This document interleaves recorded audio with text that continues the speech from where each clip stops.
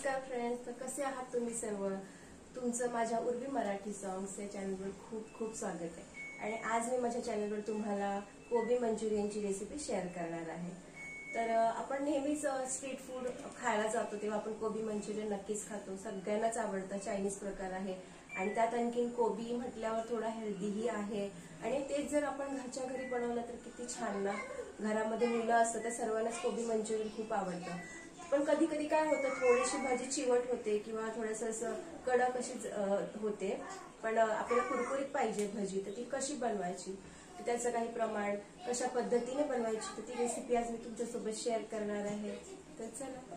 तर सर्वप्रथम मी एक फ्रेश कोबी तो चांगला असा बारीक चिरून घेतलेला आहे. तुम्ही ह्याच्यावर आपलं चॉपर आहे ना त्यावर पण करू शकता. मी तेच केलेलं आहे, पाहू शकता तुम्ही. हे बघा, दाखवते. यामध्ये छान असा बारीक चॉप होतो, मस्त, आणि मेहनत पण कमी लागते. हे बघा, छान असा चॉप करून घेतलेला आहे मी. साधारणतः मीडियम साईजचा कोबी होता तो. स्वच्छ धुवून घेतलेला मी अगोदरच. स्वच्छ धुवून मग नंतर मी बारीक चिरून घेतलेला आहे. ओके, मी सुरुवातीलाच धुवून घेतलेला आहे कोबी. ओके,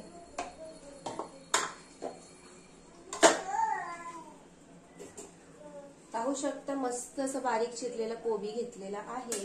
त्यामध्ये सर्वप्रथम मी मीठ घालणार आहे.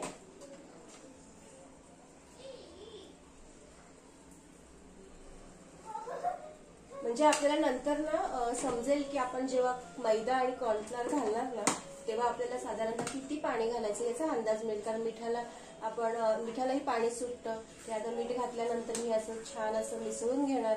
त्यानंतर किती आपल्याला मैदा आणि कॉर्नफ्लोअर लागेल त्याप्रमाणे मग आपण टाकणार आहोत.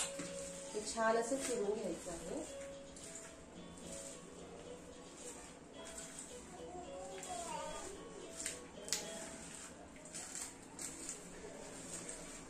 त्यामुळे ना पाणी कमी घातलं जातं आणि मग ना भजी पण छान असे ना कुरकुरीत होतात.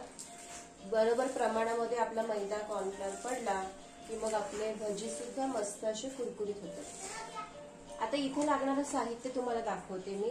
हे बघा, हे 1 वाटी कॉर्नफ्लोअर, 1 वाटी मैदा, थोडासा सोया सॉस, हा रेड चिली सॉस, अद्रक मिरची लसूणची पेस्ट, आणि आणखी एक इन्ग्रेडियंट तो म्हणजे काश्मीरी लाल मिरची पावडर. तर आता इथे मी फूड कलर नाही वापरत आहे, काश्मीरी लाल मिरची वापरणार आहे, ज्याने आपल्याला छान असा कलरही येईल, स्वादही येईल. तर आता मी सर्वात अगोदर हे इथे सर्व सॉसेस घालते, म्हणजे आपल्याला नंतर पाण्याचा अंदाज मिळेल. आपण जास्त पाणी नाही घालणार. ओके, आणि हे अद्रक मिरची लसूणचं पण घालते याच्यामध्येच चवीनुसार. आणि आता हे सगळं मिसळून घेते.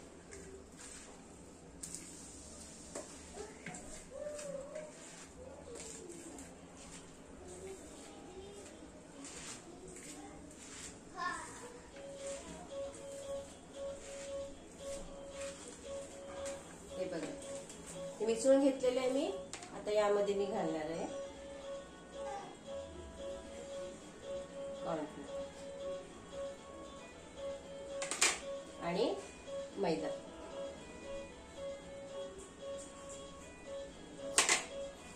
हे सगळं मिसळून घेते. ओके,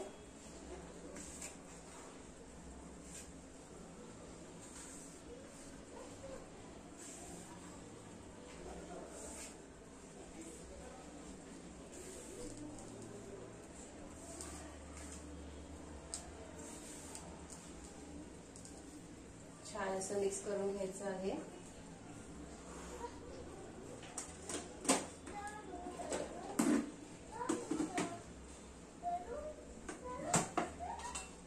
यामध्येच मी आता घालणार आहे काश्मीरी लाल मिरची पावडर कलरसाठी.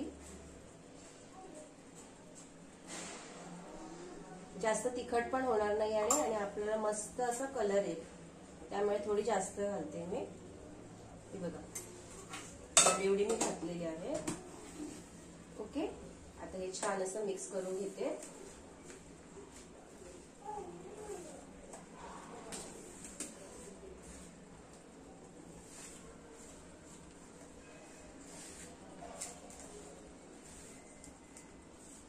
हे बघा, आता थोडंसं पाण्याची आपल्याला आवश्यकता भासणार आहे, त्यामुळे आता मी यामध्ये थोडंसं पाणी घालेन. ओके, तर इथे मी आता लागेल तसं थोडं थोडं करून असं पाणी घेऊन मिश्रण मिक्स करून घेते.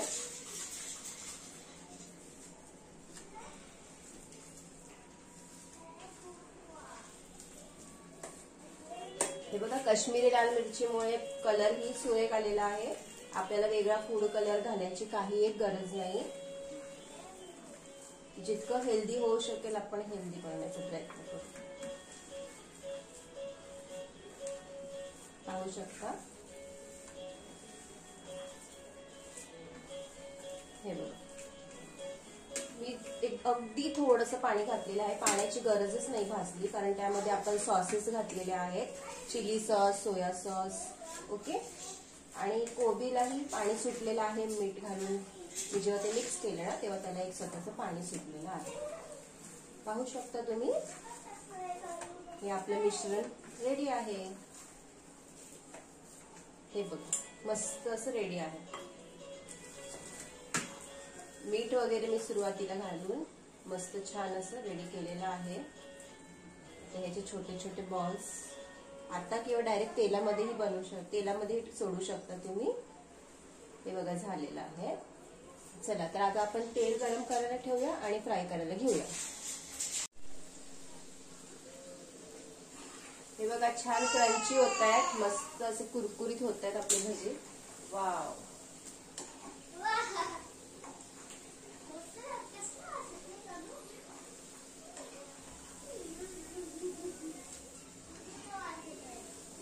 थोडासा 1 मिनिट मी अजून ठेवते, मस्त असे अजून छान क्रिस्पी होऊ दे, मग मी बाउल मध्ये काढते. समजतं, असं मी स्पून लावते ना तर समजते की कुरकुरीत झालेले आहेत. आणि कलर पण बघा छान असा आलेला आहे ना. अगदी आपण बाहेर गेल्यानंतर गाडीवर जे चायनीज भजी खातो ना कोबीचे, अगदी तसाच कलर आलेला आहे.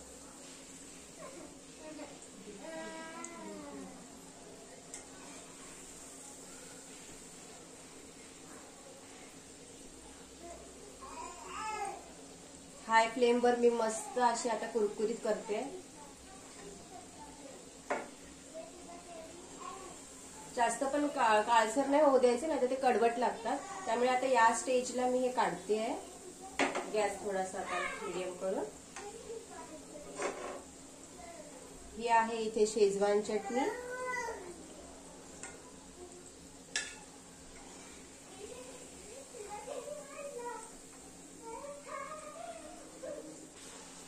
सर्व प्रमाण योग्य झालं ना की मग छान असे कुरकुरीत होतात, नरम बनत नाही. त्यामुळे प्रत्येक गोष्टीचं प्रमाण अगदी व्यवस्थित घ्यायचं. कॉर्नफ्लॉवर, मैदा अगदी प्रमाणात घ्यायचं.